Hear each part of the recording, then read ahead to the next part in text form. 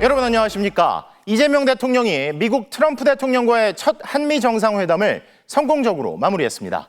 난감한 현안이 산적해 있는 데다 이간질마저 끊이지 않았지만 취임 석 달이 채 안 된 이 대통령이 우려를 불식시킨 건데요. 게다가 트럼프 대통령이 이 대통령을 위대한 인물이자 위대한 지도자라고 평가하며 난 언제나 당신과 함께 있다는 메시지까지 전하면서 한미 동맹은 한층 돈독해졌다는 평가가 나옵니다. 첫 소식 워싱턴 현지에서 김재경 기자가 보도합니다. 미국의 벼랑 끝 압박에 온 국민이 가슴 졸이며 지켜본 첫 한미 정상회담.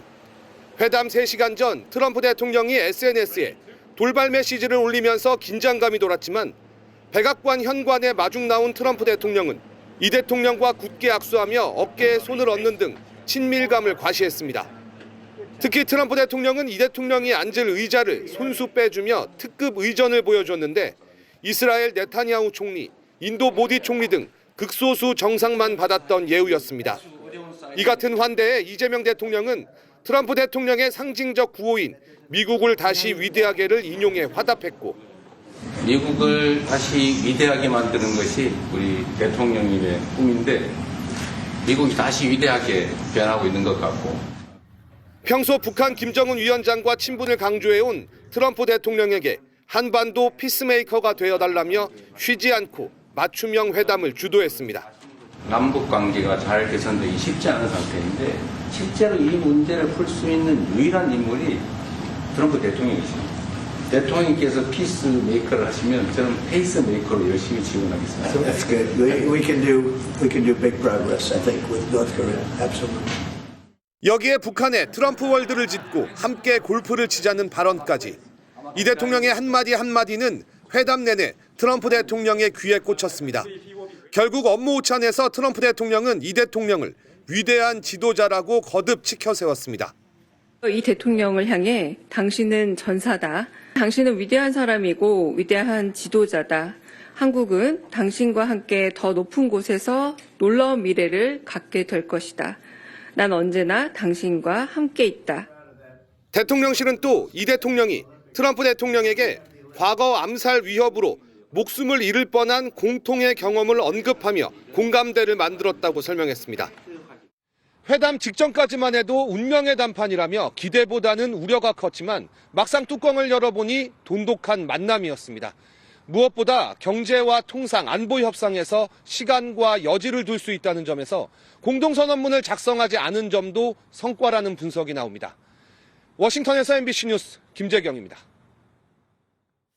오늘 한미 정상은 특히 한반도 문제에서 공감대를 찾았습니다. 이 대통령은 트럼프 대통령이 남북 관계를 풀 수 있는 유일한 인물이자 피스메이커라며 열심히 지원하겠다는 입장을 밝혔는데요. 또 한반도 평화를 위해 북한 김정은 위원장을 만나달라고 요청했는데 그러자 트럼프 대통령은 흔쾌히 올해 안에 만나고 싶다고 화답했습니다. 워싱턴 김정호 특파원입니다. 이재명 대통령은 트럼프 대통령이 치적으로 내세우고 있는 이른바 평화 중재자 역할로 대화의 문을 열었습니다. 전 세계의 이런 평화 문제에 대통령님처럼 이렇게 관심 가지고 실제로 성과를 낸 경우는 처음으로 보이십니다. 한반도 문제로 화제를 이끌기 위한 전주곡이었습니다. 북한의 트럼프 월드를 만들어달라는 이 대통령의 말이 통역되는 순간 트럼프의 얼굴에 미소가 번졌습니다. I look forward to your meeting with Chairman Kim Jong-un and construction of a Trump Tower in North Korea and playing golf. 트럼프 대통령은 북한 김정은 위원장과 친분을 과시하는 데 시간 가는 줄 모르는 모습이었습니다. When I came in, I didn't know him. We had 2 summits, but we became very friendly. Respect. It was great respect. 김정은 위원장과의 판문점 재회에도 관심을 표시하더니 I loved it. Remember when I walked across the line and everyone went crazy? 올해 안에 만나고 싶다는 말까지 했습니다. I mean, it's hard to say that, but I'd like to meet him this year. 북한의 호응 여부가 불투명하지만 정부는 10월 31일 경주 에이펙 정상회의에 김 위원장 초청 여부를 여러 각도로 검토할 것으로 예상됩니다. 김정은 국무위원장과의 만남도 추진해보자고 권했습니다. 이에 대해 트럼프 대통령은 매우 슬기로운 제안이다라고 정상회담 모두 발언 대부분은 김정은에 집중됐고 분위기는 우호적으로 흘러갔습니다. Having to do with North Korea, but I think your approach is a much better one. 지난달 관세 협상에서는 조선업 협력 제안이 열쇠가 됐다면 이번 정상회담에서는 북한과의 관계 개선에서 공감대를 찾았습니다. 워싱턴에서 MBC 뉴스 김정호입니다. 오늘 한미 정상은 한미일 협력 강화에 대해서도 뜻을 모았습니다. 트럼프 대통령이 과거사 문제를 꺼내며 한일 관계에 다소 의구심이 있다는 듯 발언하자 이 대통령은 기다렸다는 듯 그래서 트럼프 대통령을 만나기 전에 일본에 먼저 들러서 문제를 정리하고 왔다고 답하며 대화를 순조롭게 이어갔는데요. 김정우 기자의 보도입니다. 한미일 협력에 대한 질문이 나오자 트럼프 대통령은 일본군 위안부 문제를 콕 집어 해결되지 않은 문제라고 했습니다. Japan is a great ally of us, and I had a little bit of a hard time getting you two together because you're still thinking about comfort women, right? Comfort women, that's all. 일본은 한국과의 관계 개선을 바라고 있지만 한국이 위안부 문제에 집착하고 있다면서 일본을 두둔하는 듯한 발언도 이어졌습니다. Japan wanted to go. They want to get on, but Korea was very stuck on that. It was hard getting Japan and Korea together. 이에 대해 이재명 대통령은 논쟁 대신 한미일 협력을 위해 미국에 앞서 일본을 찾았다며 대화를 순조롭게 이끌어갔습니다.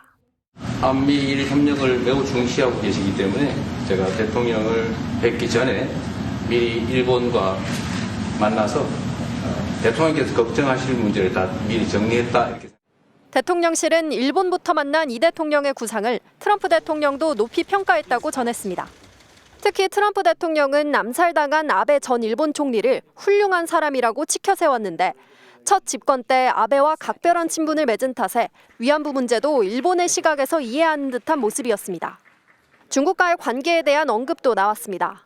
트럼프 대통령은 시진핑 주석과 최근 대화를 가졌다며 올해 아니면 조만간 중국을 찾을 거라고 했습니다. 같이 가겠느냐며 농담도 던졌습니다. Well, maybe we'll go together. Do you want to go together? We can share a plane. We'll save energy. 대통령하고 같이 가면 좋겠습니다. 회담을 마치고 소회를 밝히던 이 대통령은 안보는 미국, 경제는 중국이라는 안미 경중은 이제 불가능하다면서 미국도 중국과 협력하는 만큼 우리도 국익에 따라 외교를 펴겠다는 의지를 드러냈습니다. MBC 뉴스 김정우입니다. 오늘 이 대통령은 회담 시작부터 맞춤형 찬사를 이어가며 트럼프 대통령의 마음을 움직이는데 그야말로 정성을 다하는 모습이었습니다. 집무실 인테리어부터 미국 주식시장의 역사적 활황, 그리고 국제 문제에 이르기까지 트럼프 대통령의 관심사들을 구체적으로 언급하며 근거 있는 찬사를 보냈는데요. 그러자 트럼프 대통령의 얼굴엔 웃음꽃이 피었고 회담 분위기도 긍정적으로 흘러갔습니다. 이어서 정상빈 기자입니다. 두 번째 임기를 시작하며 집무실을 황금색으로 꾸민 트럼프 대통령. 집무실에서 트럼프 대통령과 나란히 앉은 이재명 대통령은 모두 발언에서 인테리어 이야기를 꺼냈습니다. 정말로 밝고 황금색으로 빛나는 게 정말 보기 좋습니다. 미국의 새로운 번영을 상징하는 것 같습니다. 황금과 번영 다음엔 미국 주식시장이었습니다. 미국이 다시 위대하게 변하고 있는 것 같고 그게 다우존스 지수에서도 그게 나타나는 것 같습니다. 제가 보니까 사상 최고치를 경신하고 있던데. 노벨 평화상을 받고 싶어하는 마음도 칭찬으로 건드렸습니다. 이 대통령은 평화를 만드는 피스메이커 트럼프 대통령의 역할로 여러 곳의 전쟁에 평화가 찾아오고 있다고 추켜세웠고 전 세계의 이런 평화 문제에 대통령님처럼 이렇게 관심 가지고 실제로 성과를 낸 경우는 처음으로 보이십니다. 자신은 이를 지원하는 페이스메이커가 되겠다며 자세를 낮췄습니다. 부동산 업자 출신인 트럼프 대통령이 골프를 좋아하고 한반도 문제에도 관심이 많다는 점은 이런 칭찬으로 이어졌습니다. 한반도에도 평화를 좀 만들어 주셔서 김정은과도 만나시고 북한에 트럼프 월드도 하나 지어서 거기서 저도 골프도 칠 수 있게 해주시고. 아직 굳어있던 트럼프 대통령의 얼굴이 이때 활짝 피었습니다. 골프 사랑은 맞춤 제작한 골프채로 조선업 재건에 대한 관심은 기술 명장이 손으로 조립한 황금 거북선으로 공략하는 맞춤형 선물도 전달됐습니다.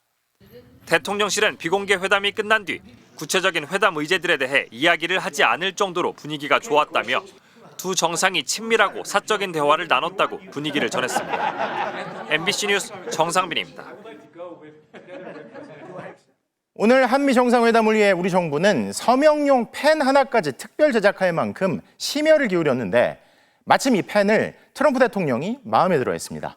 그러자 이 대통령은 트럼프 대통령에게 하나뿐인 자신의 펜을 선물했는데요. 장슬기 기자의 보도입니다. 이재명 대통령 어깨너머로 트럼프 대통령이 방명록을 흘끔 들여다보더니 펜에 대해 묻습니다. It's a nice pen. Do you want to take it with you? 이 대통령이 가져가란 손짓을 취하자 직접 펜을 집어들고선 이리저리 살펴보기까지 합니다. 대통령께서 하신 그 아주 어려운 사인에 유용할 겁니다. 이 대통령이 방명록 작성에 사용한 펜은 이번 한미 정상회담을 위해 특별 제작됐습니다. 트럼프 대통령은 특히 글자 굵기가 마음에 든다고 말했습니다. 이 펜은 장미나무를 깎아 몸통을 만들었고 굵은 촉의 유성 네임펜을 그 안에 넣었습니다. 유성펜은 만년필과 달리 방명록같이 코팅된 미끄러운 종이에 서명할 때 사용하기 좋습니다. 또 직접 손으로 깎은 황동 부속품에는 태극 문양과 대통령을 상징하는 봉황이 각인돼 있습니다. 7월 초쯤에 연락 아마 받았던 것 같고요. 펜을 넣을 수 있는 케이스를 만들어주면 좋을 것 같다라고 하셔서 두께감이나 무게 같은 거 서로 조율하면서 이 같은 펜을 특별히 제작한 건 지난 문재인 정부 시절의 경험 때문입니다. 지난 2018년 문 전 대통령이 평양 공동선언문에 서명할 때 네임펜을 사용한 것이 격에 맞지 않는다는 여론의 지적이 있었고 이 때문에 이번 한미 정상회담엔 각별히 제작한 서명용 펜을 가져갔던 겁니다. 꼼꼼히 준비한 펜 한 자루가 평소 서명할 일이 많은 트럼프 대통령의 취향을 저격하면서 협상 분위기를 살린 신의 한 수가 됐습니다. MBC 뉴스 장슬기입니다. 오늘 정상회담에서 미국 측이 관세 협상에 대해 추가 요구를 할 거란 관측도 있었지만 한미 정상은 관세 협상 결과를 그대로 재확인했습니다. 또 트럼프 대통령이 한미 간 조선업 협력에 대한 기대를 드러내자 이 대통령은 조선업뿐 아니라 미국의 제조업 르네상스에 한국이 함께하기를 기대한다고 화답했는데요. 송재원 기자입니다. 이재명 대통령과 마주 앉자마자 트럼프 대통령은 조선업 얘기를 꺼냈습니다. 한국 선박을 사랑한다고도 말했습니다. We are thinking about contracting some ships. They build them very well in South Korea. 한국 기업들이 조선업이 쇠퇴한 미국에서 다시 선박을 만들도록 하겠다고 강조했고 이 대통령도 적극적으로 화답했습니다. 말씀하신 조선 분야뿐만이 아니라 제조업 분야에서 르네상스가 이루어지고 있고 그 과정에서 대한민국도 함께하게 되길 기대합니다.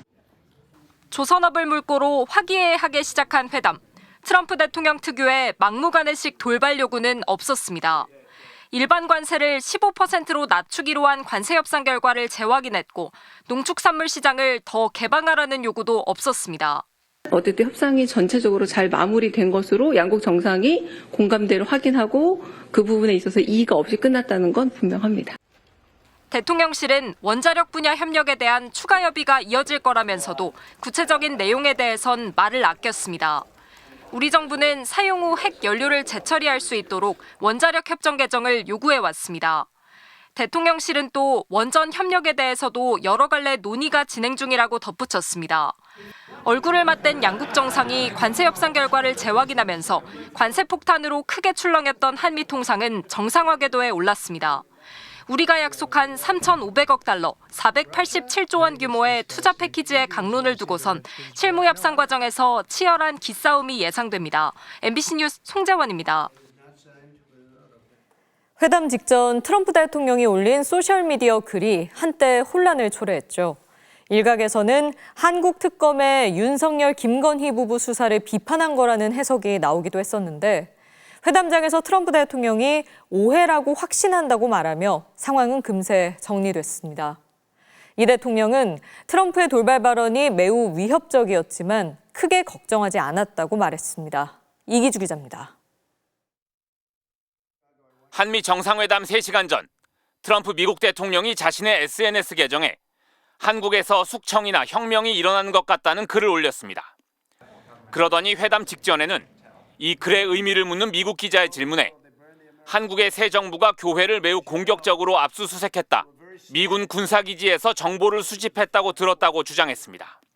이를 두고 트럼프 대통령이 윤석열, 김건희 부부에 대한 한국 특검의 수사에 불쾌감을 드러낸 것이라는 해석이 나왔습니다. 또 한미 정상회담에 부정적 영향을 미칠 것이라는 우려도 제기됐는데 막상 회담이 시작되자 상황은 싱겁게 마무리됐습니다. 회담 도중 SNS 글의 맥락에 대한 질문에 트럼프 대통령이 이 대통령에게 발언 기회를 양보했고 I could ask you now if you want. 이 대통령이 내란으로 인한 국내 정세와 특검의 수사 상황을 언급하면서 트럼프 대통령의 오해가 바로 풀린 겁니다. 미군을 직접 수사한 게 아니고 그 부대 안에 있는 한국군의 통제 시스템이 어떻게 작동했나를 확인한 것 같습니다. 회담이 끝난 뒤 이 대통령은 트럼프 대통령의 SNS 글이 매우 위협적이었다며 참모들은 젤렌스키와 트럼프의 회담 같은 상황이 재현될까 우려했다고 당시 상황을 떠올렸습니다. 그러면서도 자신은 그렇게 되지 않을 것을 알았다며 그 이유를 이렇게 설명했습니다. 왜냐하면 제가 트럼프 대통령이 쓴 거래의 기술, The Art of the Deal을 읽었기 때문이죠.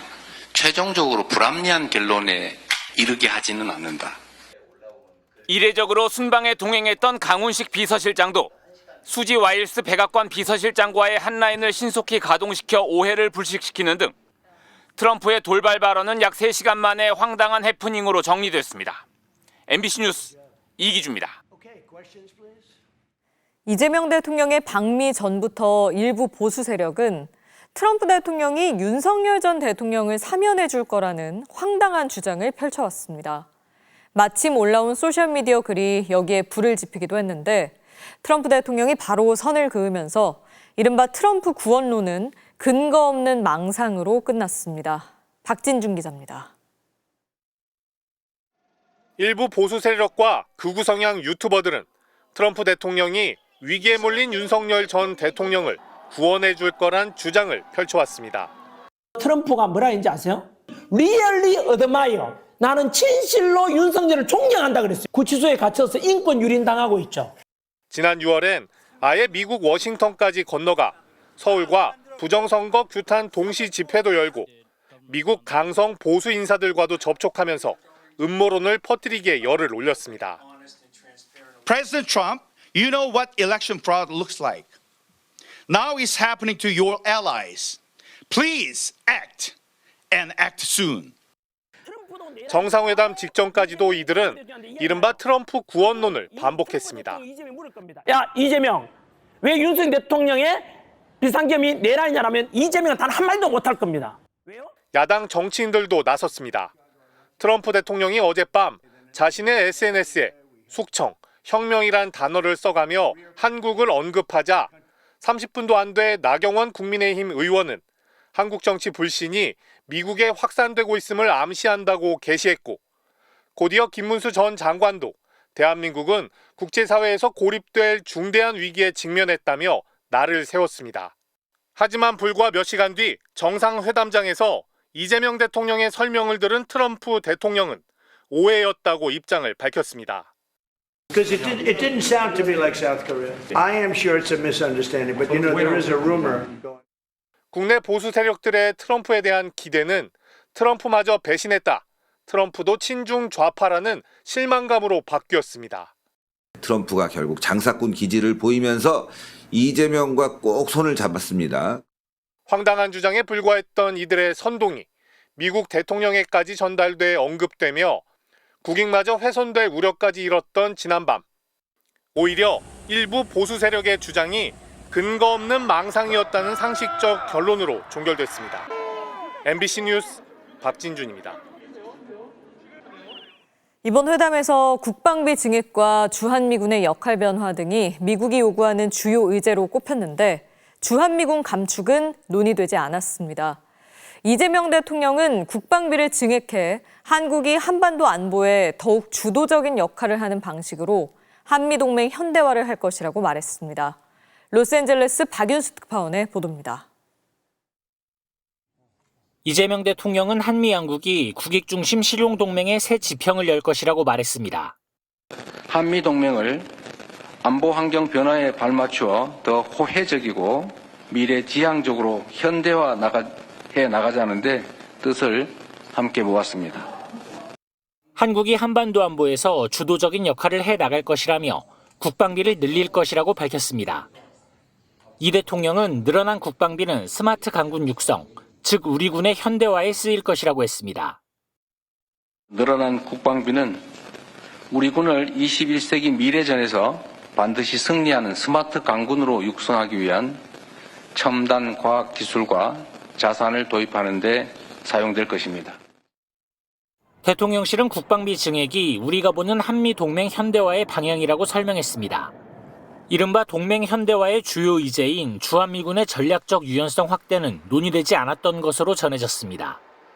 전략적 유연성은 한반도 이외 지역의 분쟁에 주한미군을 빼내 투입할 수 있다는 개념입니다. 트럼프 대통령은 지금 2만 8천여 명 규모인 주한미군을 감축할 계획도 당장은 없다고 말했습니다. Would you consider reducing the number of U.S. forces in South Korea so that the United States can have more flexibility? We've been friends and we're friends. 대통령실은 회담에 앞서 주요 의제로 거론됐던 주한미군 방위비 분담금을 늘리는 문제도 이번 회담에선 논의되지 않았다고 밝혔습니다. 로스앤젤레스에서 MBC 뉴스 박윤수입니다. 정상회담을 마친 이재명 대통령은 삼성전자 이재용 회장과 엔비디아 젠슨 황 CEO 등 두 나라의 주요 기업인들과도 만나 인사를 나눴습니다. 양국 기업인들은 모두 11건의 계약과 양해각서를 체결했는데 특히 관세협상 타결의 열쇠였던 조선업협력, 마스가 프로젝트가 첫 발을 디뎠습니다. 지윤수 기자입니다. 한미 정상회담을 계기로 한자리에 모인 양국 주요 기업인들. 삼성전자 이재용 회장은 엔비디아 젠슨 황 CEO를 끌어안았고 SK 최태원 회장까지 합류한 뒤 반도체 3인방이 함께 담소를 나눴습니다. 이재명 대통령도 미국 기업인들과 한 명 한 명 인사를 나눴습니다. 세계 1위에서 3위의 조선소를 보유한 우리 기업들은 미국 조선업 재건에 결정적 역할을 할 것입니다. 양국 기업인들은 이 자리에서 계약과 양해각서 총 11건을 체결했는데 역시 조선업이 선두로 나섰습니다. HD현대는 미국 사모펀드와 수십억 달러 규모의 투자펀드를 조성하기로 했고 삼성중공업은 미국 조선업체의 미 해군함 유지, 보수, 정비, 조선소 현대화를 돕기로 약속했습니다. 한미 관세협상 때 약속한 조선업 협력, 마스가 프로젝트가 실제 첫 발을 뗀 겁니다. 원전 기업들은 미국 업체의 소형 모듈 원자로 SMR 설계 건설, 또 미국 텍사스 AI 캠퍼스용 대형 원전 건설에 협력하기로 했습니다. 미국 웨스팅하우스와 불공정 계약 논란으로 미국 원전 시장 영업 활동이 막힌 상황에서 일단 미국 업체 사업에 참여하기로 한 겁니다. 원전 협력은 몇 갈래로 진행이 되고 있는데 상세를 지금 소개하기는 좀 어렵습니다. 대한항공은 50조 원어치 항공기 100세대와 19조 원 규모 엔진을 구매하고 가스공사는 연 330만 톤 규모 LNG를 도입하기로 했습니다. 한국 기업들이 약속한 직접 투자 규모는 1,500억 달러. 이 대통령은 군사동맹으로 시작된 한미 관계는 경제동맹을 넘어 기술동맹을 아우르는 포괄적 전략동맹으로 발전하고 있다고 말했습니다. MBC 뉴스 지은수입니다. 한미 정상회담을 두고 여야 반응은 크게 갈렸습니다. 특히 보수 야당들은 이 대통령이 백악관 공식 영빈관인 블레어 하우스가 아닌 호텔에서 머무른 점을 놓고 홀대를 당했다고 주장했는데요. 정부는 미국이 내부 수리로 블레어 하우스 제공이 어렵다고 사전에 양해를 구했다고 반박했습니다. 김현지 기자입니다. 전용기에서 내린 이재명 대통령이 가장 먼저 에비게일 존스 미 국무부 부의전장과 악수를 나눕니다. 부의전장이 대통령 의전에 맞자 야당에선 홀대론이 나왔습니다. 역대급 보는 거예요? 홀대라고 평가받을 정도의 의전을 좀 받았다라는 거예요. 이에 대해 외교부는 미국 측이 부의전장이 의전장 대행 자격으로 영접할 예정이라고 양해를 구했다며 과거에도 같은 사례가 있다고 설명했습니다. 하지만 보수 야당들은 대통령 숙소를 놓고 계속 의전 홀대론을 주장했습니다. 이 대통령이 영빈관인 블레어 하우스가 아닌 호텔에서 묵었기 때문입니다. 나경원 국민의힘 의원은 방문 형식을 불문하고 블레어 하우스에서 묵도록 미국 측이 예우했던 전례와 대비된다고 지적했습니다. 이에 대해 대통령실은 블레어 하우스 공사로 인해 인근 호텔로 이동된 것이라며 미국 측이 양해를 구해왔다고 밝혔습니다. 한미 정상회담 이후에도 국민의힘은 굴욕 외교라며 혹평했습니다. 결과적으로 기업들의 1,500억 불 투자까지 추가로 갖다 바친 굴욕 외교라고 할 수밖에 없습니다. 하지만 여당에선 전략적이고 성공적인 회담이었다며 찬사를 보냈습니다. 피로 맺어진 70년 전의 동맹은 이제 첨단 기술과 국제 협력으로 더욱 끈끈하게 이어졌습니다. 한편 진보당은 회담 직전 SNS에 숙청을 언급하고 주한 미군 기지 소유권 요청을 주장한 트럼프 대통령에 대해 극도로 무례하다며 강력히 규탄하기도 했습니다.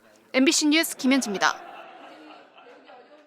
이번엔 워싱턴 현지 취재기자 연결해 상황 더 알아보겠습니다. 홍신영 기자, 가장 중요한 한미 정상회담 일정을 마쳤는데 이제 워싱턴 일정은 거의 마무리된 거죠? 네, 2박 4일 짧은 미국 방문 일정 중 어제가 그야말로 빅데이였는데요. 날이 밝으면 알링턴 국립묘지를 참배한 걸로 워싱턴에서의 일정은 마무리됩니다. 회담 직전 극우론자들의 주장을 반영한 듯한 SNS 메시지에 긴장했던 우리 순방 수행단은 140분간의 정상회담이 화기애애하게 마무리된 데 대해 안도하는 분위기입니다. 회담 결과가 문서 형태로 나오진 않았는데요. 트럼프 2기 행정부가 다른 나라를 상대로 더 많은 걸 얻어내려는 의도를 노골적으로 드러내고 있는 만큼 정상 간의 큰 틀에 공감되는 형성화돼 굳이 합의문 도출엔 무리하지 않은 걸로 해석됩니다. 강훈식 비서실장의 설명 들어보시겠습니다. 트럼프 시대의 통상협상 또 안보협상의 뉴노멀은 계속 끊임없이 논의하게 될 거다. 뭔가 하나가 끝난다고 해서 끝나는 것이 아니라 계속된 협상의 과정과 과정 속에 있다. 워싱턴 일정을 마치면 필라델피아로 향한다고요? 네, 워싱턴에서 필라델피아로 이동하면 미국에서 활동한 독립운동가 서재필 선생의 기념관에 방문합니다. 현직 대통령이 방문하는 건 김대중 전 대통령 이후 26년 만입니다. 마지막으론 한화가 인수한 필리조선소에 방문하는데요. 백악관이 미국 조선업 재건의 핵심 사례로 소개할 정도로 의미를 두는 마스가 프로젝트의 상징과도 같은 곳입니다. 이 대통령은 이곳에서 미국 해사청이 발주한 다목적 선박 명명식에 참석한 뒤 3박 6일간의 일정을 마치고 귀국길에 오릅니다. 지금까지 워싱턴에서 MBC 뉴스 홍신영입니다. 자, 그럼 미국 주요 언론은 오늘 정상회담을 어떻게 평가했을까요? 노련한 이재명 대통령의 노력이 성과를 거뒀다. 불리한 상황에서도 트럼프 대통령을 웃게 했다라며 역시 긍정적인 평가들을 내놨습니다. 피살 위험에서 살아남은 두 지도자의 공통점을 부각시키고 트럼프 대통령이 이 대통령을 친구라고 부른 점에도 주목했는데요. 나세용 뉴욕 특파원입니다. 미국 주요 방송들은 이재명 대통령의 첫 백악관 방문을 생중계로 전했습니다. 하루 전부터 집중 보도로 회담을 예고한 CNN은 트럼프 대통령이 이 대통령을 친구라고 부른 점에 주목했습니다. President calling Lee Jae-myung a friend, saying that he feels very warmly towards South Korea. 언론들은 특히 이 대통령이 북핵 문제 등 트럼프 대통령이 좋아할 만한 소재를 이용해 트럼프 띄워주기를 잘 활용했다고 봤습니다. Try to express some flattery, even mentioning this quote-unquote a joke of a Trump Tower in North Korea. 정상회담 몇 시간 전 SNS에 올린 한국이랑 거래 못하겠다는 폭탄 발언이 과연 어떻게 튈지엔 외신도 주목했는데 트럼프가 태도를 누그러뜨리고 오해했다고 말했다. 충돌 대신 서로 띄워주는 따뜻한 말들도 대화가 가득했다. 세계 정상들이 트럼프의 과거 회담들에서 교훈을 얻고 있다며 이 대통령의 노련함으로 충돌을 피했다고 했습니다. 이처럼 첫 정상회담이 순조로웠다면서도 외신들은 주한미군 감축과 방위비 등 민감한 문제는 언급을 피했고 공동 합의문이 나오지 않는 이례적 결말을 맞이했다고 입을 모아 지적했습니다. 외신들은 트럼프식 매복 공격을 피한 것 자체가 이 대통령의 승리라고 평가했습니다. 동시에 무역 합의 세부 사항 조율 등 양측이 넘어야 될 난관이 여전히 많다고 지적했습니다. 뉴욕에서 MBC 뉴스 나세웅입니다. 김정은 위원장을 만나고 싶다는 트럼프 대통령의 발언에 대해 북한은 아직 반응을 내놓지 않고 있습니다. 10월 말 에이펙 정상회의에 북한을 초청하거나 판문점에서 북미 정상이 다시 만날 수 있다는 기대도 나오는데요. 이재명 대통령도 북한이 미국의 제안을 기다리고 있는 것으로 보인다고 말합니다. 신재용 기자가 보도합니다. 트럼프 대통령은 에이펙 정상회의를 계기로 김정은 북한 국무위원장과 만나길 바란다는 이재명 대통령의 제안에 곧바로 화답했습니다. Anyway, look, I get along great with Kim Jong-un, and if whatever I can do, having to do with South Korea and getting people together. 북한은 에이펙 정상회의 참석 대상은 아니지만 21개 회원국들의 협의로 초청할 수 있습니다. 정부는 트럼프 대통령의 참석을 전제로 김 위원장을 공식 초청하는 방안을 검토하고 있습니다. 다만 북미 정상 간 만남이 성사되더라도 경호 등의 이유로 에이펙 회의가 열리는 경주보단 판문점이 더 유력한 장소로 거론됩니다. 6년 전 판문점에서 김정은 위원장과 만나 군사 분계선까지 넘었던 트럼프 대통령은 이번 회담에서도 그때를 과시하듯 회고했습니다. And I saw more rifles pointing at me, and yet I felt safe. I felt safe because I have a great relationship with Kim Jong-un. 북미 간 만남이 6년 만에 분단의 상징적 장소에서 재현된다면 트럼프가 바라는 대로 전 세계의 이목을 집중시킬 수 있습니다. 좋지 않은 그 과거를 청산하고 앞으로 좋은 앞날을 개척하려는 트럼프 대통령이 그 남다른 용단의 그 분이 있다고 생각합니다. 김여정 부부장은 최근 남북 대화에는 선을 그으면서도 미국을 향해선 북미 정상 간 개인적 관계가 나쁘지 않다는 사실을 부정하고 싶지 않다고 언급했습니다. 비핵화가 아닌 다른 협상 카드를 압박하는 것으로 해석됐는데 이재명 대통령도 북한이 미국의 제안을 기다리고 있다는 뜻으로 보였다고 말했습니다. 북한은 한미 정상회담 결과에 대해선 아직 별다른 반응을 보이지 않고 있습니다. 북한은 다만 총참모부 제1부총참모장 담화를 통해 한미연합훈련이 명백한 전쟁 의지의 표현이라고 반발했습니다. MBC 뉴스 신재용입니다.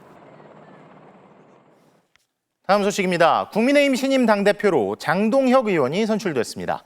친한동훈계 핵심으로 꼽히다가 탄핵 반대파로 노선을 변경한 재선 의원이 전한길 씨 등의 지지를 받으며 당 대선 후보였던 김문수 후보를 근소한 차로 누른 건데요. 장동혁 대표는 보수 유튜버들의 지지를 승리 요인으로 꼽으며 이미 공언한 대로 윤석열 전 대통령을 면회하겠다는 입장을 밝혔습니다. 김세영 기자가 보도합니다.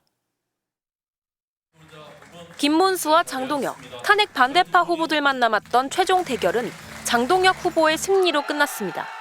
당 대표로 장동혁 후보가 선출되었음을 선포합니다. 장 후보는 0.54%포인트의 근소한 차이로 이겼는데 여론조사에서는 뒤졌지만 당원 투표에서는 김 후보를 여유 있게 앞섰습니다. 장동혁 국민의힘 신임 대표는 판사 출신으로 지난 2022년 보궐선거를 통해 국회에 입성했습니다. 단 3년의 경험을 가진 정치 신인이 대선 후보까지 올랐던 김문수 후보를 꺾으며 파란을 일으킨 겁니다. 장 대표는 수락연설에서 우파 세력과의 연대를 통한 대여 투쟁을 강조했습니다.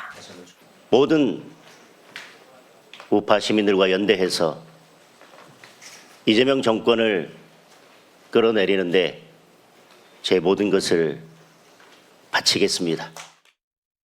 원래 친한계 핵심 인사로 분류됐던 장 대표는 윤석열 전 대통령 탄핵을 기점으로 강성 노선을 택했고 전당대회 과정에서 극우 성향 전한길 씨의 지지를 받았습니다.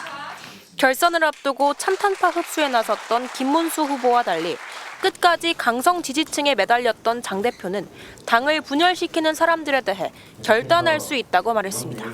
힘을 모으는 과정에서 장애가 되고 오히려 방해가 된다면 저는 결단이 필요하다는 것이 지금도 일관된 입장입니다. 장 대표는 취임 일성으로 윤석열 전 대통령에 대한 면회 약속을 지키겠다고 밝혔습니다. 그러면서 야당 역할을 제대로 해 국민의힘 지지율을 끌어올리겠다며 여당에 대한 강경한 투쟁을 예고했습니다.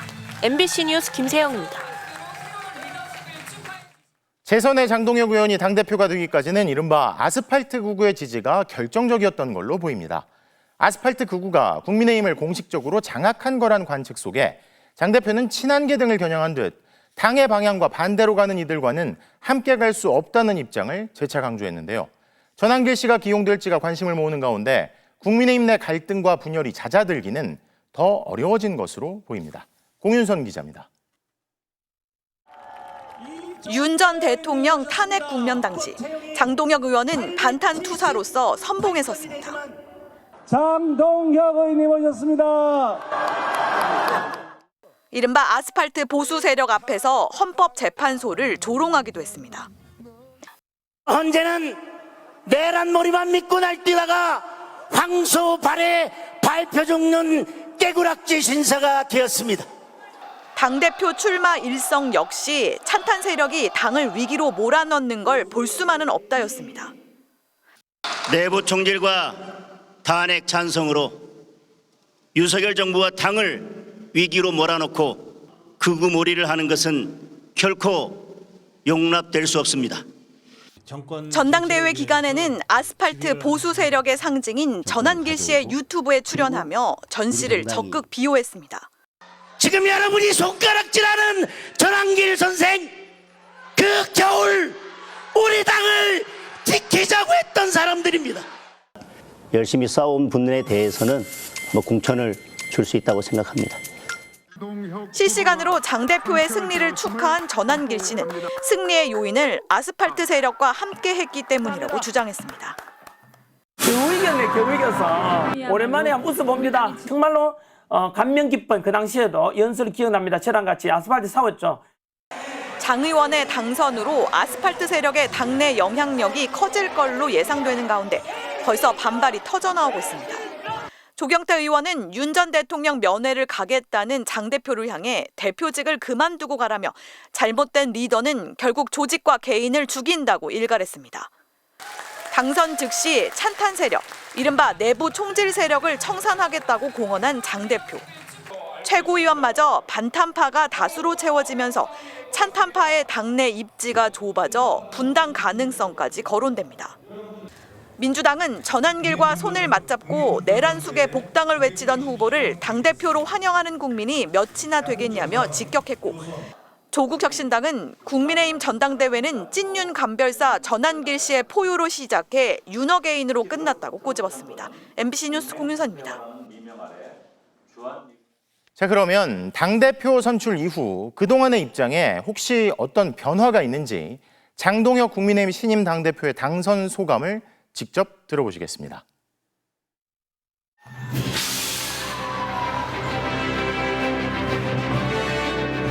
당원들께서 무엇을 원하시는지, 어디에서 아파하시는지 읽고 그 목소리를 대변하면서 여기까지 왔습니다.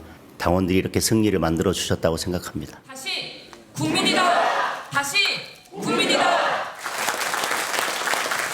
이미 개헌과 탄핵에 대해서 저희들이 대선에서 국민들의 심판을 받았음에도 불구하고 자꾸 우리 국민의힘을 과거에 가두면서 계속 과거의 논쟁을 가지고 우리의 에너지를 낭비하는 것 자체가 이제는 오히려 해당 행위라고 생각합니다.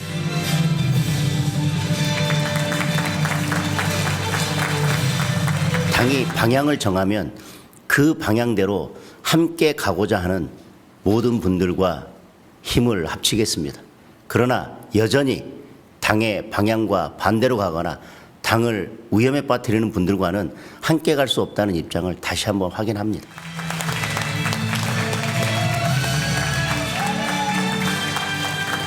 저를 최악이라고 표현하면서 결국은 최악을 피하기 위해서 김문수 후보를 지지해야 한다고 했던 그 부분에 대해서 입장을 먼저 밝히는 것이 저는 우선이라고 생각합니다.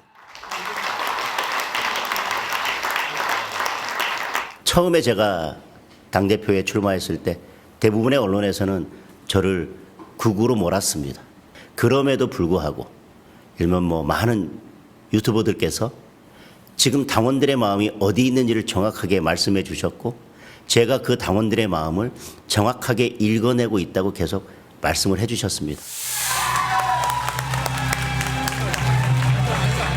탄핵 과정에서 아니면 공수처의 위법한 수사에 대해서 함께 힘을 모아 주셨습니다. 앞으로 그런 일이 있다면 우리 당에서도 함께 그러한 문제점에 대해서 부당함에 대해서 함께 목소리를 내고 함께 싸우겠다는 말씀을 드린 것이었습니다. 지난달 인권위원 추천을 보류했던 국민의힘이 약 한 달 만에 2명의 후보자를 다시 내정했는데요. 그런데 후보자들 면면을 보면 내란 옹호를 일삼았거나 윤 전 대통령 복귀를 촉구하는 등의 이력이 드러납니다. 송서영 기자입니다. 국민의힘이 야당목 국가인권위원 상임위원으로 이상현 숭실대 교수를, 비상임위원으로 우인식 변호사를 각각 추천했습니다. 이상현 교수는 부정선거론을 주장한 극우 성향 교수단체 사회 정의를 바라는 전국 교수 모임에 참여해 12.3 비상계엄을 옹호했습니다. 차별금지법 반대를 위해 안창호 인권위원장이 만든 보수 기독교 단체 복음법률가회에 참여했고, 동성혼 합법화 반대 국민연합의 실행위원도 맡아 반동성애 활동을 해왔습니다. 차별 금지의 대상으로 성소수자를 놓게 됐을 때 나타나는 여러 가지 편향적인 어떤 관점들은 우리 사회의 정상적인 어떤 그 토론을 불가능하게 만들 수 있습니다. 우인식 변호사도 윤석열 전 대통령 탄핵 기각과 복귀 촉구 성명에 직접 관여했습니다. 2019년 집시법 위반 등 혐의로 수사받던 전광훈 씨를 변호했고, 윤 전 대통령 체포를 방해한 혐의를 받는 이광우 전 대통령 경호처 본부장의 변호인단에도 합류했습니다. 또 5.18 민주화 운동 등에 대한 역사 왜곡 금지법은 표현의 자유를 침해한다고 주장하기도 했습니다. 사상의 자유시장 이론이라는 게 있습니다. 그러니까 이런 영역에서는 거의 무한대 표현의 자유를 보장하고 있습니다. 내란 옹호, 성소수자 혐오 발언 등 이력이 있는 후보자가 재차 추천되자 국민의힘이 한 달 만에 이른바 복부 추천을 했다는 비판이 나옵니다. 국민의힘은 지난달 이 자리에 지영준, 박형명 변호사를 추천했다가 거센 비판에 휩싸이며 철회했습니다. 소수자들을 혐오하고 차별하고 선동하고 또 심지어는 내란을 비호한 그런 세력들, 그런 사람들만 이렇게 골라서 추천하는지 모르겠습니다. 두 후보자는 인권위원 지명에 대한 입장을 밝히지 않았지만, 우인식 변호사는 내란 옹호 비판에 대해서는 계엄을 비판해왔다며 내란을 옹호한 것이 아니라고 반박했습니다. MBC 뉴스 송서영입니다. 김건희 씨를 상대로 한 통일교 측의 청탁 의혹에서 불법 정치자금 의혹으로 수사를 확대하고 있는 김건희 국정농단 특검이 내일 국민의힘 권성동 의원을 불러 조사합니다. 통일교 측으로부터 억대의 불법 정치자금을 받은 혐의인데 권 의원은 모든 사안에 결백하다며 혐의를 부인하고 있습니다. 구나연 기자입니다. 친윤계의 핵심이었던 국민의힘 권성동 의원이 내일 오전 10시 김건희 국정농단 특검의 피의자 신분으로 출석합니다. 권 의원은 20대 대선을 앞둔 시점인 지난 2022년 1월 통일교 측으로부터 억대의 불법 정치자금을 수수한 혐의를 받고 있습니다. 돈을 건넨 사람으로 지목된 윤영호 전 통일교 본부장은 이미 정치자금법 위반 혐의로 재판에 넘겨졌습니다. 2022년 2월부터 3월 사이 권 의원이 통일교 본산인 경기도 가평군의 천정궁에 방문해 교주 한학자 총재로부터 현금이 든 쇼핑백을 받아갔다는 의혹도 수사 대상입니다. 특검은 실제로 돈이 권 의원에게 건너갔는지 대선 자금으로 쓰인 것은 아닌지 추궁할 것으로 보입니다. 여기에 특검은 윤 전 본부장과 건진법사 전성배 씨가 재작년 국민의힘 당대표 선거에서 권 의원을 당선시키기 위해 통일교 신도들을 대거 입당시킨 의혹도 함께 들여다보고 있습니다. 다만 당원 명부를 대조할 목적으로 국민의힘 당사 압수수색을 시도했다가 당의 반발로 무산된 바 있습니다. 특검의 영장 청구에 대해서 열차표 끊어주듯이 영장을 발부하고 있는 법원은 더 경악스럽고 개탄스럽습니다.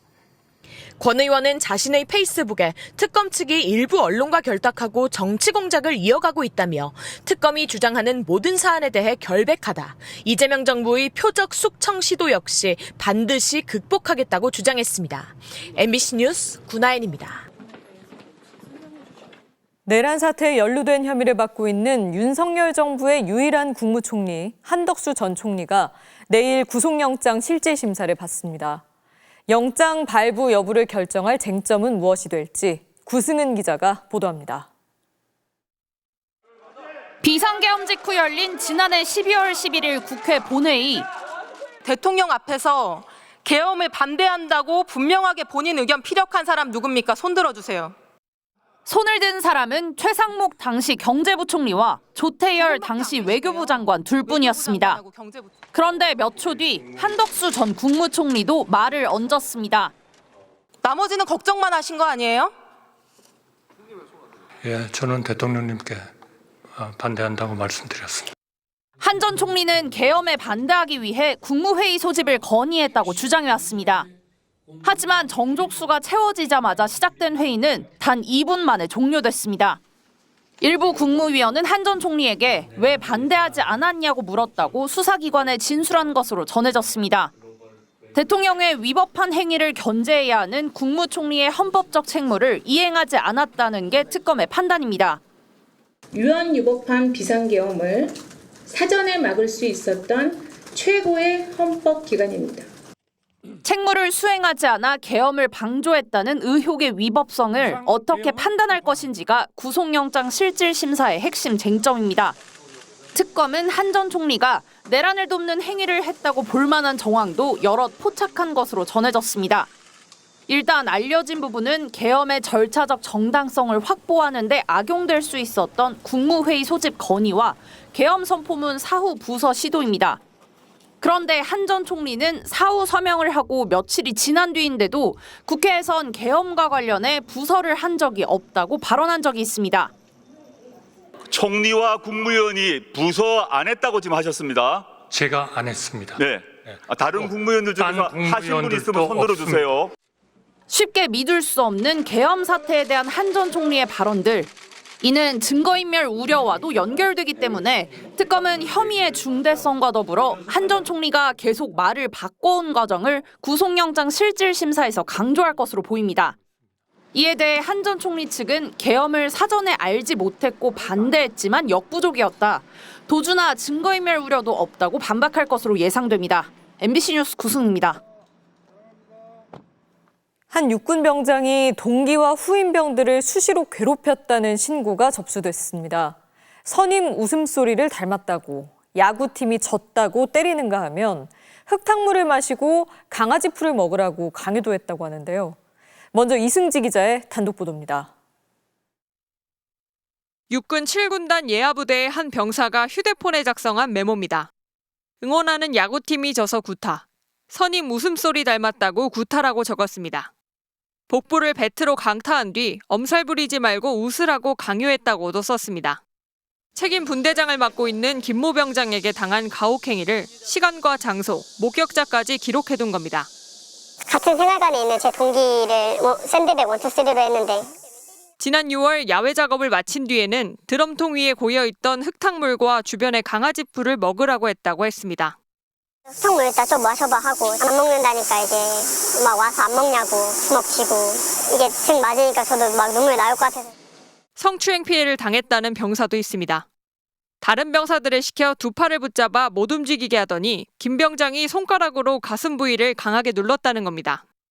이후 공황장애가 심각해지면서 군 생활이 힘들어졌다는 병원 진단도 받았습니다. 진짜 그렇겠습니다. 제 몸인데 이렇게 묶어두고 막 이렇게 만진다는 게 자체가 아무도 나를 도와줄 수 없구나. 반년간 괴롭힘을 당한 병사들은 10명이 넘는 것으로 알려졌습니다. 이 가운데 3명이 지난달 군사경찰에 김 병장을 고소했습니다. 수차례 연락에도 답하지 않아 어제 저녁한 김 병장을 찾아갔습니다. 사과나 이런 말씀 하실 생각 없으세요? 수시로 때린 게 맞는지 묻자 답하지 않았고 다른 가혹행위는 부인했습니다. 피해자들한테 뭐 흙탕물 먹어라, 또 강아지 풀 먹어라 이런 얘기 했다고 하는데 소리를 해요.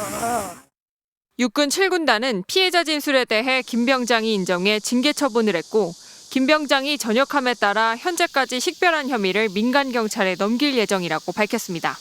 MBC 뉴스 이승지입니다. 피해자들의 고통은 해당 부대의 대응 때문에 더 커졌습니다. 대대장은 언론 제보 사실을 알고는 피해자들을 불러놓고 솔직히 그 정도의 일이냐, 유명해지고 싶냐고 했다는데요. 이어서 원석진 기자의 단독 보도입니다. 김 병장의 가혹행위 뒤에는 부대 간부들의 총애가 있었다는 게 피해 병사들의 주장입니다. 특공무술 유단자인 김 병장이 작년 말 책임분대장을 맡으면서 군기반장으로 불렸는데 이때부터 가혹행위도 심해졌다고 했습니다. 찌르면 이제 그 식기도구함 따서 칼로 찔렀으면 죽이고 자기도 날아가겠다. 지난달 피해 병사들은 대대장을 찾아가 신고했습니다. 그런데 대대장으로부터 이런 말을 들었다고 했습니다. 빨간줄 붙이는 거고 한사람 인생 어떻게 일이 될 수 있다고. 저희한테 이제 변호사를 선임해야 된다. 그거 비용 얼마 드는지 아느냐. 다음 날 행정보급관이 중대원 전원에게 피해 사실을 적어내라고 했습니다. 이때 이 간부는 이런 말을 했다고 합니다. 많아봐야 좋을 게 아니다. 뭐 이거 안 넣어도 돼. 상관없어. 이런 식으로 얘기했고. 선처를 해줬으면 어떻겠냐. 자기한테는 다 이제 아들 같은 사람들인데. 지난 19일 군부대를 찾은 취재진은 군대 내 괴롭힘을 취재하고 있다고 부대 측에 밝혔습니다. 그날 대대장이 피해자들을 불러 모은 뒤 솔직히 그 정도 일인가? 제보를 왜 하지? 유명해지고 싶나? 라고 말했다는 게 피해자들 주장입니다. 일선 부대에서 어떻게 접근하고 어떻게 처리하느냐가 얼마나 망가져 있는지를 좀 여실히 보여준 사건이라 할 수 있겠습니다. 육군 7군단은 대대장 등 간부들 발언의 진위 여부에 대해 확인이 제한된다고 밝혔습니다. 또 피해 사실을 인지한 당일 김 병장을 분리 조치하고 다음 날 타부대로 보냈고 엄정한 수사를 해왔다고 했습니다. MBC 뉴스 원석진입니다. 부산의 한 공장에서 폭발 사고가 발생해 작업 중이던 2명이 크게 다쳤습니다. LPG 연료 충전 중 폭발한 것으로 추정되는데 인근에 초등학교가 있어 자칫 더 큰 인명피해로 이어질 뻔했습니다. 유태경 기자입니다. 부산 사상공단의 한 제조공장. 호스를 든 남성이 천막안을 살피는 순간 갑자기 폭발과 함께 화염이 뿜어져 나옵니다. 자재들은 수십 미터 밖까지 튕겨나갔고 주변 공장 건물까지 크게 흔들렸습니다. 사고가 난 건 낮 12시 20분쯤 LPG 연료 충전 작업 중 폭발이 발생했습니다. 뭔 소리가 나더라. 나와서 보는데 팍 터졌어. 연기가 막 올라오고. 이 폭발로 60대 공장 직원과 30대 LPG 충전 기사가 크게 다쳐 병원으로 옮겨졌습니다. 사고 현장입니다. 폭발의 위력을 알 수 있듯이 플레이트는 무너져 내렸고 검게 탄 잔해물들이 나뒹굴고 있습니다. 사고 지점은 인근 초등학교와 불과 300m 거리. 주변엔 공장 수십 곳이 밀집해 있어 하마터면 더 큰 피해로 이어질 뻔했습니다. 목격자들은 사고 전 10여 분간 가스 새는 소리를 들었다고 증언했습니다. 가스가 뭐 있었어요. 소리가 났기 때문에. 어떤 소리가 난 거예요? 그래서 문을 닫자마자 폭발을. LPG 공급업체 측은 공장 연료 탱크에 가스를 충전하는 과정에서 사고가 난 것으로 추정하고 있습니다. 경찰과 소방은 업체들을 상대로 안전수칙 준수 여부를 조사하는 한편 합동 감식을 통해 정확한 사고 원인을 밝힐 예정입니다. MBC 뉴스 유태경입니다. 마약성 진통제 없이는 버티기 힘든 통증 환자들이 있습니다. 그런데 최근 2, 3년 사이 약을 처방받는 게 힘들어지면서 극심한 통증을 겪는 환자들은 물론 의료진조차 우려가 크다고 하는데요. 무슨 일인지 배주환 기자가 취재했습니다. 12년 전 군대에서 발목을 다친 뒤부터 가만히 있다가도 극심한 통증이 몰려옵니다. 하루에도 2~3차례씩 갑자기 벌어지는 일입니다. 다친 부위 치료가 끝났는데도 극심한 통증이 계속되는 희귀 난치성 질환인 복합부위 통증 증후군 CRPS입니다. 통증 정도를 수치화했을 때 암 환자를 5, 아이 낳는 산통을 7로 보는데 CRPS는 10이나 됩니다. 수건 물 때도 있고요. 너무 아파가지고 지금 발음이 새는 것도 지금 턱이 관절이 안 좋아서 치료받고 있거든요. 치료 방법도 없어 기댈 수 있는 건 마약성 진통제뿐입니다. 하지만 2, 3년 전부터는 약이 떨어질까 늘 불안합니다. 정부가 마약 정책을 강화하면서 마약성 진통제도 강하게 규제하고 있는 겁니다. 아예 그냥 지금 처방 안 될 것 같은데요. 이런 말도 들은 적도 있어요. 문제는 CRPS 환자마다 증상이나 통증 정도가 달라 처방량도 다 다르다는 것. 하지만 정부 기준은 일괄적이어서 주치의 판단에 따라 늘려 처방해도 곧바로 이유를 밝히라는 공문이 날아옵니다. 그거를 오남용이라면 뭐 밥을 많이 먹으면 등치 커서 내가 식사량이 많은데 그럼 너 과식이야? 뭐 이거랑 똑같은 거잖아요. 그래서 그런 베이스를 가지고 이 사람을 이해를 해주고 해야 되는데 공문에 제대로 답변을 못하면 한 달간 처방 정지 같은 행정처분은 물론 수사로도 이어질 수 있습니다. 이러다 보니 아예 병원들이 처방 자체를 꺼립니다. 결국에는 요즘에 막 큰 병원으로 막 몰려와요. 지역 병원에서 이제 못 주겠다 이러는 거예요. 식약처도 일단 마약성 진통제 사용 기준을 CRPS 환자에게 더 유연하게 적용할 수 있을지 연말까지 연구 용역은 맡겨놓은 상태입니다. 하지만 전문가 의견 수렴 등도 거쳐야 해 실제 개선될지 언제쯤 될지는 알 수 없습니다. MBC 뉴스 배주환입니다. 최악의 가뭄을 겪고 있는 강릉에선 수도 계량기 절반을 잠그고 물 절약에 안간힘을 쓰고 있습니다. 재난 상황인 저수율 15% 붕괴 조짐까지 나타나면서 여당 지도부가 강릉을 찾아 대책을 논의했습니다. 배연환 기자입니다. 강원도 강릉 오봉저수지 바닥 주변이 바짝 메말랐습니다. 위기 상황으로 여겨지는 저수율 15%선 붕괴를 코앞에 두고 있는 상황. 비가 오지 않으면 20일 뒤에는 강릉 시민들은 생활용수를 거의 쓰지 못합니다. 가뭄이 장기화하면서 한 방울의 물이라도 아끼기 위한 노력이 이어지고 있습니다. 평상시 수돗물이 공급되는 소화전 사용을 줄이기 위해 소방서 앞마당엔 지름 6m의 임시 저수조까지 설치됐습니다. 일선 병원에서도 필수 의료시설을 제외한 나머지 시설에 대해 절수 조치를 실시하고 있습니다. 환자의 치료 구역에 영향을 주지 않는 선에서 주방 설비의 급수량을 40% 줄이고 고가 수조의 저수량을 7에서 10% 낮추어 새학기가 시작된 강릉 지역 일선 학교들은 정수기 사용을 막고 생수를 공급하기로 했고 급식 식판은 원주에 있는 세척업체에 보내기로 했습니다. 사실상 재난 상황으로 치닫고 있는 물 부족 사태, 여당 지도부도 긴급히 현장을 찾아 근본적인 대책 마련을 약속했습니다. 올해만 이렇게 있는 게 아니고 최근에 매년 반복되는 일이잖아요. 그러면 이거를 해결할 수 있는 방안이 이대로라면 9월 초 오봉저수지의 저수율이 15% 이하로 내려갈 가능성이 높은 가운데 강릉시는 수도 계량기 75%를 잠그는 최악의 제한 급수까지 검토하고 있습니다. MBC 뉴스 배연환입니다. 조선인 강제징용 노동자 130여 명이 수몰 사고로 매장된 일본 조세이 해저 탄광에서 사람의 두개골이 83년 만에 세상 밖으로 나왔습니다. 그동안은 방치됐지만 이제라도 일본 정부가 나서야 한다는 목소리가 나옵니다. 조세이 탄광 수색 현장을 도쿄 신지영 특파원이 취재했습니다. 한국인 잠수사 2명이 조세이 터널 갱도에서 수습한 두개골입니다. 83년을 바닷속에 묻혀 있었지만 두개골 모양과 위턱 치아까지 온전히 남아 있습니다.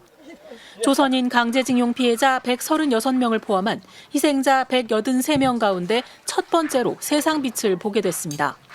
잠수사들은 물속에 많은 유해가 잠겨 있다고 전했습니다. 여기는 상체 전체가 다 있습니다. 그래서 몸이 이렇게 누워있는 형태로. 수중 촬영 영상으로도 침전물을 뒤집어 쓴 채 누워있는 유골의 형상이 선명합니다. 유골의 존재가 확인된 이상 갱도 전체에 대한 수색이 필요하지만 문제는 비용입니다.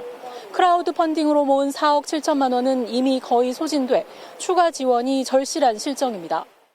3차에 걸친 시민들의 펀딩을 받아가며 은폐와 무관심 속에 방치된 희생자들을 끈질기게 찾아온 건 일본의 시민단체.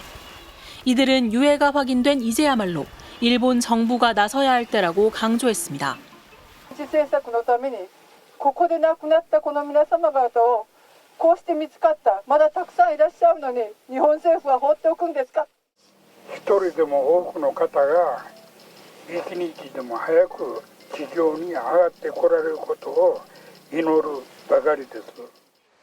전쟁 범죄의 실체를 밝히려는 시민들의 양심이 결실로 이어지는 현장에 일본 언론들도 뜨거운 관심을 보였습니다. 한일 양국 시민단체는 다음 달부터 추가 모금을 시작해 내년 초엔 본격적인 발굴에 나서겠다는 계획입니다. 일본 야마구치현에서 MBC 뉴스 신지영입니다.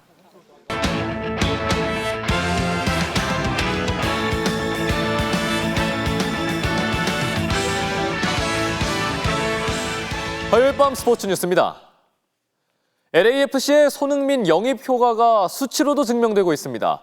입단 후 구단의 관련 콘텐츠 조회수는 무려 6배나 증가해 약 340억 회를 기록했고 홈 경기는 입성마저 매진됐습니다. 박재훈 기자가 전합니다. 지난 주말 환상적인 프리킥으로 미국 무대 데뷔골을 터뜨리며 2주 연속 리그 베스트 11에 선정된 손흥민. 경기장 안팎에서 연일 화제를 몰고 다니는 손흥민의 영입 효과는 수치로도 증명되고 있습니다. LAFC 구단이 홈페이지에 게시한 손흥민의 영향력이라는 제목의 특집 기사에 따르면 전 세계에서 손흥민과 관련된 콘텐츠를 접한 규모는 3년 전 베일 영입 당시에 비해 4배가 커졌습니다. 이달 초 손흥민 영입 시점부터 구단과 관련된 언론 보도량은 기존에 비해 3배가량 많아졌고 콘텐츠 조회수는 6배 가까이 증가해 약 340억 회를 기록했습니다. 또 SNS 팔로워가 2배 이상 늘었다고 구단은 덧붙였습니다. 티켓 수요도 폭발적으로 치솟아 홈 데뷔전이 될 다음 달 1일 샌디에이고전은 새로 마련한 입석 구역까지 매진됐습니다. LA 한인타운의 모습도 달라졌습니다. 한 음식점 외벽에 손흥민 얼굴을 그린 대형 벽화가 등장했다가 초상권 문제로 수정하는 해프닝이 벌어질 정도로 열기는 상상 이상입니다. LAFC 자체를 잘 몰랐었는데 너무 월드 클래스다 보니까 이렇게 찾아오게 된 것 같습니다. 총 9박 11일로 저희가 잡았고 모레 다저스 홈 경기에서 시구에 나서는 손흥민은 오늘 SNS에 LA에서 많은 환영을 받고 있다며 다음 주 홈팬들 앞에서 치를 첫 경기에 대한 기대감을 드러냈습니다. MBC 뉴스 박지훈입니다. 프로야구에선 후반기 들어 눈에 띄게 부진한 기아가 김선빈과 나성범 등 베테랑들을 앞세워 5연패 탈출을 노리고 있습니다. 현재 상황 조진석 기자가 전해드리겠습니다. 6월 한때 2위까지 올라섰다가 최근 5연패로 어느덧 8위까지 추락한 기아. 연패 탈출을 위해 베테랑 김선빈이 앞장섰습니다. 1회 2루타로 출루한 데 이어 나성범의 적시타 때 홈을 밟아 선취점을 올렸습니다. 김선빈은 3회에도 적시 2루타로 추가 타점을 기록하는 등 8월 타율 4할에 육박하는 타격감을 과시했습니다. 수비에서는 나성범이 돋보였습니다. 1회 말 강한 어깨를 과시하며 2루타를 노린 박성환을 비디오 판독 끝에 잡아냈고 3회 원아웃 1, 2루 위기에서는 안타성 타구를 슬라이딩 캐치로 걷어낸 뒤 2루 주자까지 잡는 등 호수비로 실점 위기를 막았습니다. 하지만 선발 양현종이 4회 한유섬에게 솔로 홈런을 얻어맞는 등 4실점하고 강판돼 연패 탈출을 낙관할 수 없는 처지가 됐습니다. 올스타전 이후 25승 5패로 역사적인 후반기를 질주하고 있는 LG는 7연승을 기대하고 있습니다. 2회 이주헌의 적시타를 시작으로 4회 만루 기회에서 터진 문보경의 2타점 2루타와 김현수의 적시타까지 더해 NC 선발 로건을 끌어내렸습니다. MBC 뉴스 조진석입니다. 오늘 LA 다저스의 홈구장 다저 스타디움이 바로 이스타의 등장으로 어느 때보다 뜨거웠다고 합니다. 톱플레이에서 함께 확인해 보시죠. 다저 스타디움이 일찌감치 수많은 팬들로 북적입니다. 오늘 다저스의 홈경기 시구자로 BTS의 B가 나서기 때문인데요. 슈퍼스타 오타니부터 레전드 커쇼와도 인사를 나누고 글래스나우에게 나름대로 그립도 배웁니다. 그리고 마운드에 올라 왼손으로 공을 뿌렸는데 투구에 힘이 실렸네요. 야마모토와도 반갑게 인사를 나눈 B. 전설적인 캐스터 빈 스컬리의 상징적인 한마디로 경기 시작을 알렸습니다. It's time for Dodger Baseball. 미국 남자 대학 축구입니다. 자, 측면에서 크로스 올라오는데요. 이걸 그대로 마무리합니다. 여유마저 느껴지는 바이시클 킥으로 말 그대로 원더골을 터뜨렸네요. 야, 동료들 역시 보고도 믿기 어렵다는 반응입니다. 여자 대학 축구도 만만치 않은데요. 길게 걷어내면서 상대편으로 넘어갔나 싶었는데 자, 주목하십시오. 포기하지 않고 질주하는 이 선수를 보겠습니다. 엄청난 속도로 공을 가로챘고요. 과감한 드리블로 자, 수비수 하나 제치고 한 수비 더 제쳐서 마무리 슛 들어갑니다. 실력은 물론 집념까지 돋보이는 결승골. 지금까지 톱플레이였습니다.